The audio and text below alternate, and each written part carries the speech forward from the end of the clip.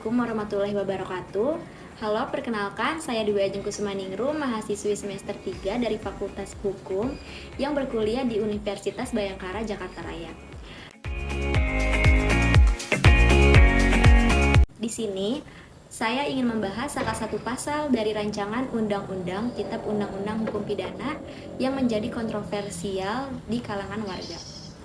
Rancangan Undang-Undang Kitab Undang-Undang Hukum Pidana atau RUU KUHP telah disahkan menjadi undang-undang. Pengesahan tersebut dilakukan dalam rapat paripurna DPR RI yang beragendakan pengambilan keputusan atas RUU KUHP tersebut. Pengesahan ini merupakan momen bersejarah dalam penyelenggaraan hukum pidana di Indonesia. Karena setelah bertahun-tahun Indonesia menggunakan produk KUHP Belanda, kemudian saat ini Indonesia sudah memiliki KUHP sendiri. Meskipun demikian, perjalanan penyusunan RUU KUHP tidak selalu berjalan dengan mulus. Pemerintah dan DPR dihadapkan dengan pasal-pasal yang kontroversial yang bisa memicu ketidakpuasan golongan masyarakat tertentu. Salah satu masalah dalam revisi Kitab Undang-Undang Hukum Pidana adalah kentalnya nuansa kriminalisasi, yang salah satunya terdapat dalam pasal 414 dan 415 RKUHP yang berbunyi, pasal 414, setiap orang yang tanpa hak secara terang-terangan mempertunjukkan, menawarkan, menyiarkan tulisan, atau menunjukkan untuk dapat memperoleh alat pencegah kehamilan kepada anak, dipidana dengan pidana denda paling banyak kategori 1. Pasal 415, setiap orang yang tanpa hak secara terang-terangan mempertunjukkan suatu alat untuk menggugurkan kandungan, menawarkan, menyiarkan tulisan, atau untuk menggugurkan kandungan, dipidana dengan pidana penjara paling lama 6 bulan atau pidana denda paling banyak kategori 2. Sebagaimana diatur dalam pasal 79, denda kategori 1 nilainya sebesar 1 juta rupiah, dan adapun denda kategori 2 nilainya 10 juta rupiah. Hal tersebut memicu kontroversi dari berbagai golongan masyarakat, yang pada faktanya hal ini sudah dideskriminalisasi oleh Jaksa Agung pada tahun 1978 dan BHPN pada tahun 1995 bahwa kondom atau alat pencegah kehamilan adalah cara paling efektif dalam pencegahan penyebaran HIV. Dari 10 peraturan perundang-undangan tentang penanggulangan HIV atau AIDS di Indonesia, 6 diantaranya memuat aturan tentang kampanye penggunaan kondom pada perilaku seks beresiko, dan kesemuanya memberikan kewenangan untuk memberikan informasi tersebut kepada masyarakat secara luas.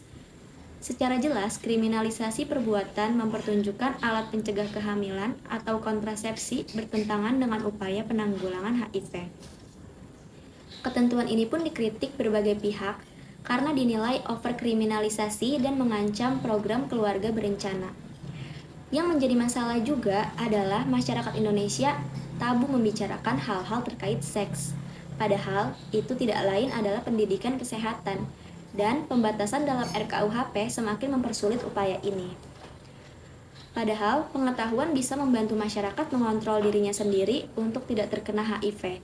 Mereka bisa mengetahui perlunya penggunaan kondom bukan hanya untuk melindungi dari kehamilan yang tidak diinginkan, tetapi juga dari HIV dan penyakit kelamin.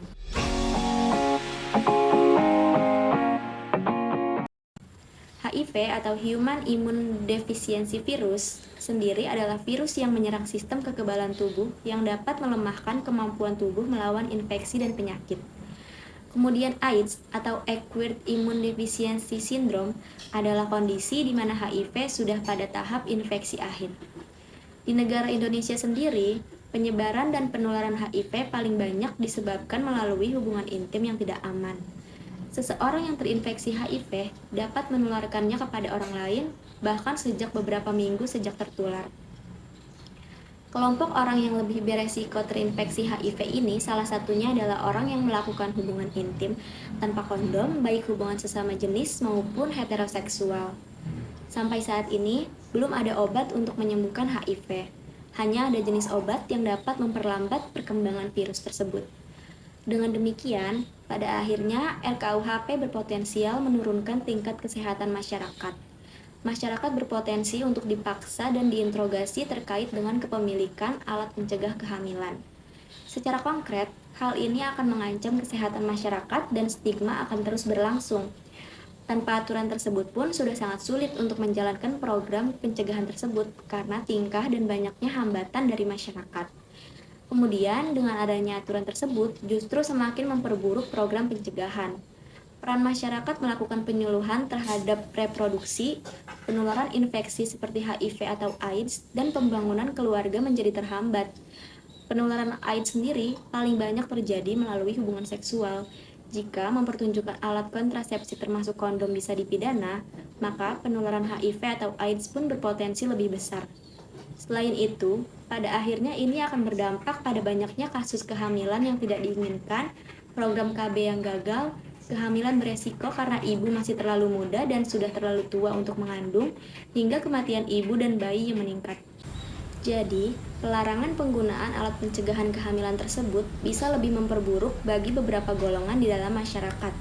Karena selain mencegah kehamilan yang memang tidak diinginkan, dalam dunia kesehatan juga penggunaan kondom atau alat pencegah kehamilan tersebut adalah salah satu upaya yang bisa dilakukan untuk mencegah penularan HIV dan AIDS.